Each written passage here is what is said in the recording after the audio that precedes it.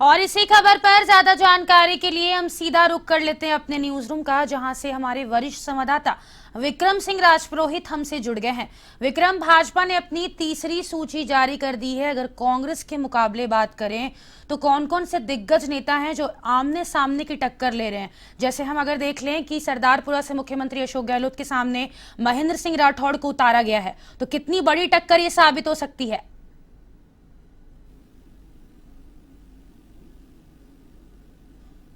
देखिए सदफ, बिल्कुल ये लिस्ट आने के बाद बहुत सारी चीज़ें क्लियर हुई है और आपने एक सवाल पूछा है, लेकिन मैं इसके साथ आपको और भी विश्लेषण दिखाऊंगा, क्योंकि जिस तरह से लिस्ट आने की तैयारियां दोनों ही दलों में की जा रही थी और वो अपने अपने कामों में लग गए, तो हम भी हमारे काम में जुटे हैं। हमारे यहाँ न्यूज़ रूम में लगातार हमारे सारे सहयोगी इसी काम पर लगे हैं। और देखिए, हम जो आपने पूछा था वो सवाल मैं हमारे वरिष्ठ सहयोगी रमेश चंद्र जी पूरे से पूछता हूँ। रमेश जी, ये जो अशोक गहलोत, मुख्यमंत्री अशोक गहलोत के गृह नगर की हम बात करें तो वहां अब अतुल भंसाली को टिकट दिया है और महेंद्र राठौड़ जी को टिकट दिया गया अशोक गहलोत के सामने। तो मारवाड़ की ये राजनीति पर आपकी क्या टिप्पणी? मारवाड़ की राजनीति वैसे तो कहा जाता है, ऐसा माना जाता है कि वहां पर अशोक गहलोत का वर्चस्व हमेशा से रहा है, क्योंकि उस इलाके में जैसे कि आपके जोधपुर, पाली, सिरोही, नागौर, बाड़मेर, जैसलमेर, ये जो इलाके हैं उनमें अशोक गहलोत निर्विवाद नेता के रूप में काफ़ी लंबे अरसे से सक्रिय रहे हैं। अगर इसको यूँ कहें कि मारवाड़ के गांधी के रूप में अगर अशोक गहलोत की अगर तुलना करें तो वहाँ एक लोकोक्ति यही है कि मारवाड़ का गांधी अशोक गहलोत, मतलब कि उनकी जो एक जननायक की जो छवि है वो वैसी रही है। अब आपका सवाल कि सरदारपुरा का, तो सरदारपुरा गढ़ है। अशोक गहलोत हमेशा जब भी विधानसभा का चुनाव होता है वो एक बार जाते हैं और वहाँ के लोगों को ये कहते हैं कि चुनाव अब आपको ही लड़ना, क्योंकि उनको पूरा जो है प्रदेश कवर करना पड़ता है। अब पिछले अगर 2-3 विधानसभाओं की अगर बात करें तो जब जब भी वो मुख्यमंत्री रहे हैं पूरा राजस्थान वो कवर करते हैं, एक एक गाँव डाणी में जाते हैं और चुनाव के दिन वो सिर्फ और सिर्फ जोधपुर में रहते हैं। बाकी तो पूरा, चूँकि उनके कंधे पर सारा जो है कांग्रेस को जिताने का एक दारोमदार रहता है, लिहाजा उनकी जो भूमिका है वो अलग तरह की सामने उभर करके आती है। और जहाँ तक शहर की सीट है, शहर की सीट में एक तो क्या है कि आपके ब्राह्मण वर्ग, दूसरा आपका जो है जो वैश्य वर्ग है वो बहुत प्रभावशाली है। और उसमें ओबीसी की अगर बात करें तो जातियों में कई ऐसी जातियाँ हैं जो कि बीजेपी की पक्षधर रही है। और अगर घंटाघर से आगे का अगर इलाके की बात करें तो वो थोड़ा मुस्लिम बाहुल्य इलाका होता है और वो हमेशा कांग्रेस डोमिनेटेड माना जाता है। तो दिलचस्प होता है क्योंकि शहर की जो सीट है उसके ऊपर आप पहले से ही कोई पूर्व आकलन करके ये कहें कि वहाँ पर ये पार्टी जीतेगी, तो कभी भी जो पूर्वानुमान या आकलन है वो हमेशा धोखा खाते हैं, क्योंकि सूर्यकांता व्यास भी जीती है तो जुगल काबरा भी वहाँ से जीता है। तो कहने का मतलब है कि यह जो सीट है शहर वाली, ना तो कभी कांग्रेस का गढ़ रही है और ना जो है बीजेपी का गढ़ रही है। और रही बात सूरसागर की, तो सूरसागर लगातार जो है सूर्यकांता व्यास वहाँ से जो है अपने जो नुमाइंदगी करती आई है और लिहाजा इस बार हालांकि उनको ये टिकट नहीं मिला, लेकिन फिर भी एक उम्र के कारण से हो या कई और कारण हो सकते हैं, लेकिन वहाँ पे भी एक नया चेहरा दिया और शहर में भी जो है बीजेपी ने नया चेहरा दिया। और ख़ास करके सरदारपुरा की बात करें तो शंभू सिंह खेतासर जो है 2 बार के जो विधानसभा चुनाव हुए थे उनमें अशोक गहलोत के सामने इतनी प्रभावशाली उनकी भूमिका रही नहीं। तो इस बार ये सवाल इसी से जुड़ा था मेरा कि इस बार शंभू सिंह खेतासर की हमने स्थिति देखी, लेकिन पहले रविंद्र सिंह भाटी को उतारने की बात कर रहे थे क्योंकि वो छात्र राजनीति से जुड़ते। इस बार छात्रों के गुरु को उतारे, वो अर्थशास्त्री भी है, वो जेडीए के चेयरमैन भी रहे। तो इस बार आपको नहीं लगता कि थोड़ा सा मामला टक्कर का हो सकता है? एज जो मिलेगा ना वो निश्चित रूप से मिलेगा। और खास करके अगर बात करें कि बीजेपी की इस बार की रणनीति एक अलग तरह की है। अशोक गहलोत को अपने ही घर में घेरने की जो रणनीति में उसमें उनमें एक नया जो चेहरा आया वो महेंद्र सिंह जी का आया है। तो निश्चित रूप से बीजेपी इस बार वॉक ओवर किसी तरह से अशोक गहलोत को देना नहीं चाहती। और अशोक गहलोत की भी अगर उम्र के लिहाज से भी अगर बात करें और राजनीतिक कैरियर की भी बात करें तो हो सकता है ये उनका एक आखिरी जो है विधानसभा चुनाव हो।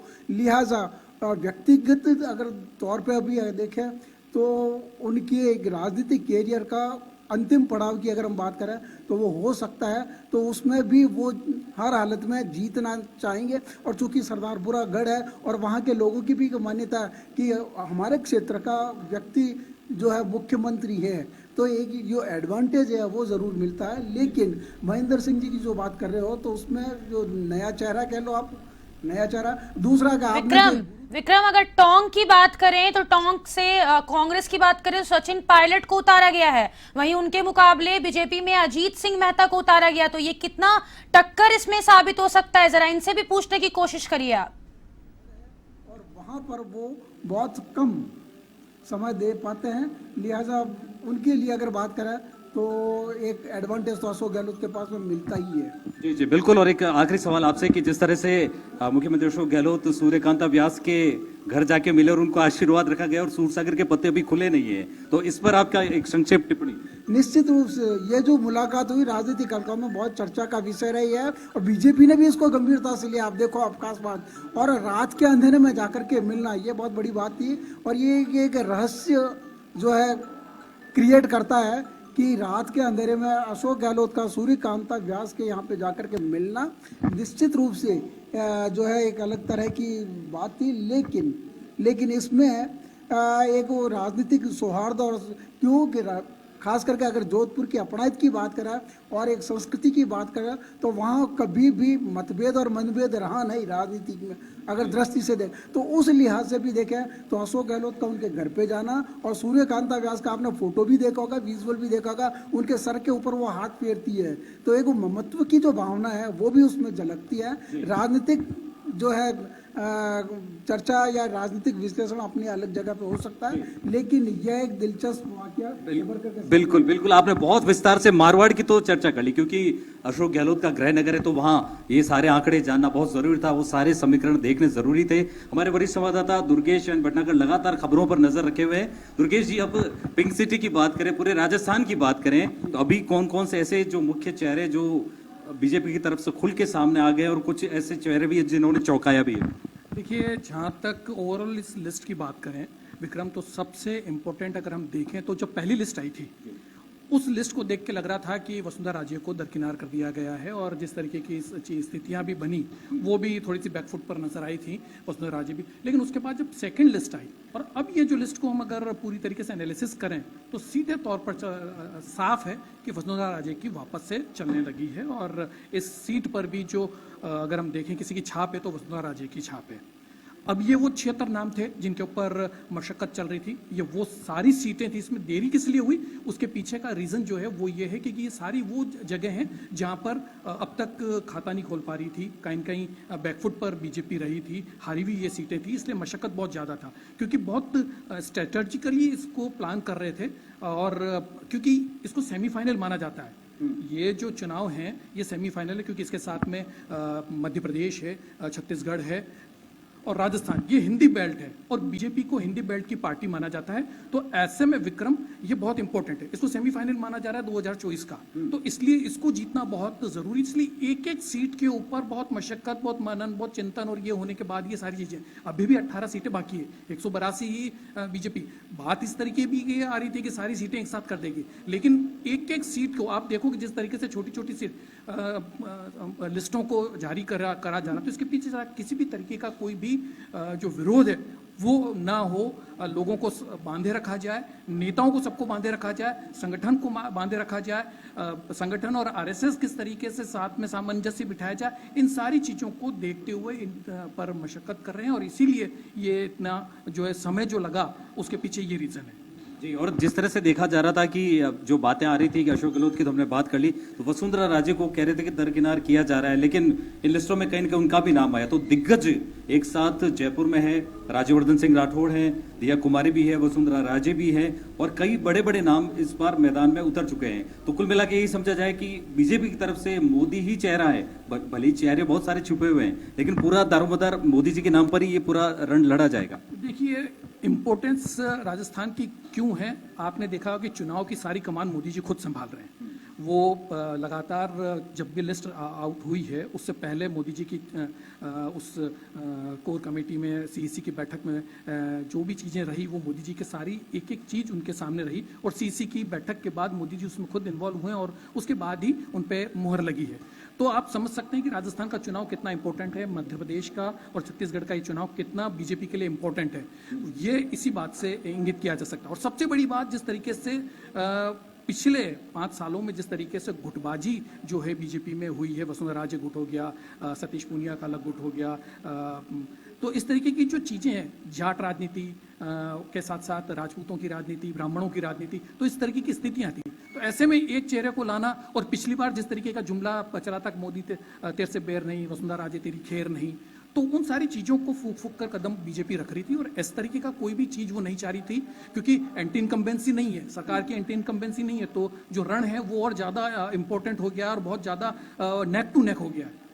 वो एक परंपरागत जिस तरीके से माना जाता है कि राज्य की जो जनता है वो एक बार कांग्रेस को मौका देती है, एक बार बीजेपी को मौका देती, तो उस शुरुआती दौर में अगर हम देखें विक्रम, तो फील गुड में थी बीजेपी, लेकिन जैसे ही चुनाव पास में आते जा रहे हैं, बहुत स्ट्रेटेजिकली वो इन सारी चीज़ों को प्लान कर रही है। एक एक सीट के ऊपर मनन चिंतन हो रहा है, कास्ट इक्वेशन देखी जा रही है, सोशल इंजीनियरिंग देखी जा रही है, किस तरीके से कांग्रेस को नुकसान पहुंचाया जा सके, किस तरीके से ज़्यादा से ज़्यादा उनका जो मानना है, बीजेपी के जो नेतृत्व है उसका मानना है कि हमको केवल बहुमत नहीं चाहिए, हमको 2/3 बहुमत चाहिए, ताकि जो कमान है वो सेंट्रल में रह सके। अगर सीटें 100 के आसपास रहती तो वसुंधरा राजे फिर काबिज हो जाएंगी। उनको ऐसा चेहरा चाहिए, इसलिए उन्होंने सबको कहा कि सब चुनाव में जाओ, चेहरा जो भी होगा वो बाद में होगा, मोदी के नाम पर चुनाव लड़ा जाएगा, कमल के नाम पर चुनाव लड़ा जाएगा, उसी स्ट्रेटेजी पर ये लोग चल रहे हैं। तो कोशिश इस बात की है कि 120 से ऊपर सीटें ये लेके आए, और इनका तो और ज़्यादा है, 150 के आसपास का टारगेट है। अगर वो सारी चीज़ें अचीव होती हैं तो उसके बाद सेंट्रल के ऊपर सारा दारोमदार सेंट्रल पर आ जाएगा। तो 2003 की याद दिला दी आपने, 120 जो फॉर्मूले के साथ बीजेपी आई थी, लेकिन लगातार हम चर्चाएं कर रहे हैं। और देखिए, आप पूर्वी राजस्थान की अगर हम बात कर ले तो मलखान हमारे साथ बैठे, मलखान मीणा जी। मलखान, आप पूर्वी राजस्थान की अगर हम बात करें, अभी क्या स्थितियां क्लियर हो चुकी है, कितने नाम घोषणा होने के बाद अब क्या तस्वीर है वहाँ की? देखिए विक्रम जी, बिल्कुल सही है कि जिस तरह से पूरी राजस्थान पर लगातार, चाहे वो कांग्रेस हो चाहे बीजेपी, दोनों ही पार्टियों का लगातार फोकस है। हालांकि देखिए, कांग्रेस की बात कर लेते हैं थोड़ी सी, कि पूरी राजस्थान को लुभाने के लिए जिस तरह की पानी की जो समस्या थी उसको लेकर यात्रा निकाली गई थी, ईआरसीपी का मुद्दा को अहम बनाने की कोशिश थी। लेकिन बीजेपी ने जिस तरह से अब जो प्रत्याशी घोषित किए हैं, ये देखा गया था कि कांग्रेस को जो ईआरसीपी का मुद्दा था उस पर किस तरह से जीत हासिल की जाए, किस तरह के प्रत्याशी यहाँ पर उतारे जाएं, और वो ही कर दिखाया। हर जगह लगातार, जैसे आज जो प्रत्याशियों की बीजेपी ने घोषणा की है, चाहे बस पूरी राजस्थान के एक विधानसभा की बात की जाए, जहां से चाहे बस्सी से देखा जाए तो वहां पर भी नया चेहरा है। उसके बाद में अगर लालसोट से देखा जाए तो वहां एक रिपीट कर दिया था। जम्मारामगढ़ की बात की जाए तो वहां पे भी रिपीट चेहरा है जो बीजेपी ने पिछली बार उतारा था। लेकिन उसके अलावा दौसा में भी शंकर शर्मा है, लेकिन जाति को भी साथ में रखा है। जिस तरह से थानागाजी से हेम सिंह भंडाणा को रिपीट किया, तो अब दौसा से शंकर शर्मा को दिया गया है। तो ये जाति को भी साथ लेकर चल रहे हैं। और सबसे बड़ी चीज़ है विक्रम जी, बीजेपी का जो नया ट्रेंड आया कि जिताऊ कैंडिडेट चाहिए, कौन है, और वही कर दिखाए। आप देख सकते हैं कि बहरोड से जिस तरह जसवंत सिंह यादव को एक बार फिर लेके आए, तो कहीं ना कहीं बीजेपी चाहती है कि नया चेहरा हो, चाहे वो जिताऊ हो चाहे वो पुराना चेहरा हो, उसको लेके आई, और वही कर दिखाया। राजगढ़ लक्ष्मणगढ़ में इस बार फिर नया जो उम्मीदवार है वो उतार दिया है, बन्नाराम मीणा। तो ऐसे में अब कांग्रेस और बीजेपी जो लगातार है वो ये देख रही है कि जिताऊ चाहिए। कांग्रेस चाहती है कि रिपीट सरकार बननी चाहिए और बीजेपी चाहती है कि हमारी सरकार आनी चाहिए। तो ये पूरी राजस्थान में सबसे बड़ा जो मुद्दा था वो पानी का था, और उसको लेकर आज की जो तीसरी सूची आई, आप देख रहे हैं कि अधिकतर जो जिताऊ टिकट उम्मीदवार है, चाहे वो पार्टी में रहा, उसने चाहे कुछ भी किया हो, लेकिन उसको फिर से उतार दिया। हेम सिंह भंडाणा था जिन्होंने पार्टी के खिलाफ कुछ भी, महुआ से राजेंद्र मीणा जो डॉक्टर करोड़ीलाल मीणा के भतीजे हैं, उनको रिपीट किया है। तो ऐसे जो सीटें थी कि ये निकाल सकते हैं, सर्वे में जिनका अच्छा नाम है उनको ही परफॉर्म देखा, चाहे वो कैसा भी है। पार्टी ने ये सोचा कि जिताऊ है चाहे वो किस तरह का है, लेकिन उस जिताऊ कैंडिडेट है तो वही कर दिखाया है। और वही बीजेपी चाह रही थी। लगातार जो सर्वे किए जा रहे थे, लगातार जो मीटिंगों का दौर था, वो इसी वजह से था कि जिताऊ कैंडिडेट चाहिए, किसी तरह की कोई वो नहीं चाहिए कि हार का मुंह देखना पड़े। तो इस वजह से पूरी राजस्थान में मजबूती के साथ उम्मीदवार हैं और लगातार लगता है कि ये जो उम्मीदवार हैं, कहीं ना कहीं बीजेपी ने बहुत बड़ा सर्वे करवाया होगा इनका साथ में, तो वही हुआ। बिल्कुल बिल्कुल जी, बिल्कुल मलखान, आप बता रहे थे पूरी राजस्थान के बारे में और पानी का मुद्दा है और मोदी जी ने यहाँ पर बहुत बड़ी सभाएं भी की और कई वादे भी किए। और जयपुर की तस्वीर जान लेते हैं एक बार। हमारे सहयोगी सुरेश गोयल हमारे साथ मौजूद है। सुरेश, अब जो ये लिस्ट आई है, अब जयपुर की बात करें तो जयपुर में क्या सूरत हाल है, कितने चेहरे साफ हो चुके हैं और रण में अब कितने प्रत्याशी और क्या माहौल है? देखिए विक्रम, मैं सबसे पहले बात करूं हवा महल की जो सीट है, हवा महल की जो सीट है वहाँ पे सबसे ज़्यादा जो वोटर हैं वो है मुस्लिम वोटर है, लेकिन वहाँ पे एक हमेशा जो ब्राह्मण चेहरा है वो जीतता है। भंवरलाल शर्मा है, वो बीजेपी से कई बार विधायक और मंत्री रहे हैं और 2008 में 2003 में बात करूँ तो सुरेंद्र पारिक वहाँ से विधायक रहे बीजेपी से। और अब की बार जो बाल मुकुंदाचार्य को वहाँ से टिकट दिए है, तो वो एक चौंकाने वाला जो चेहरा है वो माना जा रहा है। और हालांकि कयास थे, क्योंकि बाल मुकुंदाचार्य 15-20 दिन से लगातार वहाँ पे मंदिरों को खोजने का जो काम है, जो पंडितों में जो मारापीटी जो होती है और पंडितों के लिए कई बार उन्होंने काफ़ी प्रयास किए और 15-20 दिन से तो लगातार जो है हवा महल से वो मंदिरों को खोजने और बात करें तो वहीं वो अपना एक प्रकार से घर है वो बना के बैठे हुए थे।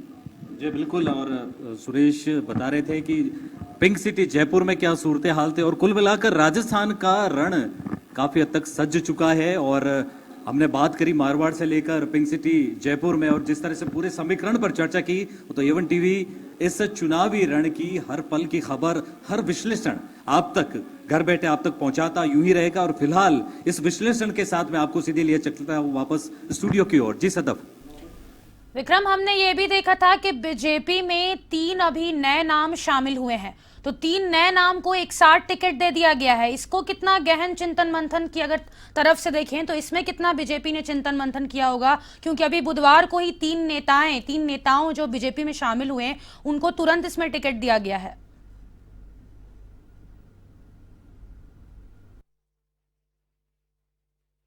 बता रही 3 नेता जो बीजेपी में शामिल हुए, तो उनको शामिल करने की पहली वजह यही थी कि उनको कहीं ना कहीं से टिकट दिया जाए, क्योंकि वो पार्टी इसी शर्त पर छोड़ के आ रहे थे। तो ये जो राजनीतिक परिस्थितियां होती है और जैसा बताया गया कि राजनीति में समय, परिस्थिति और उसके अकॉर्डिंग ही निर्णय लिए जाते हैं, तो उस वक्त जो ये 3 चेहरे थे, ये जो 3 नाम थे, इनके टिकट पहले ही तय हो चुके थे। शायद इन्होंने इसी शर्त पर भाजपा ज्वाइन की होगी। तो ये जो इनका एक आंतरिक मामला होता है, दोनों पार्टियों में अलग अलग चिंतन मंथन सर्वे की बात तो की जाती है, लेकिन आखिरी वक्त पर जिताऊ कैंडिडेट कौन हो उसी पर ही दांव खेला जाता है। और ये जो 3 चेहरे थे, ये भारतीय जनता पार्टी के जो सारे समीकरण उन्होंने जो केंद्र स्तर पर उन्होंने जितनी बैठकें की है, तो उनको शायद यही लगा होगा कि ये चेहरे हैं जो इस बार कांग्रेस का तोड़ हो सकते हैं उस पर्टिकुलर सीट पर। जैसे तब। चलिए, बहुत शुक्रिया विक्रम तमाम जानकारी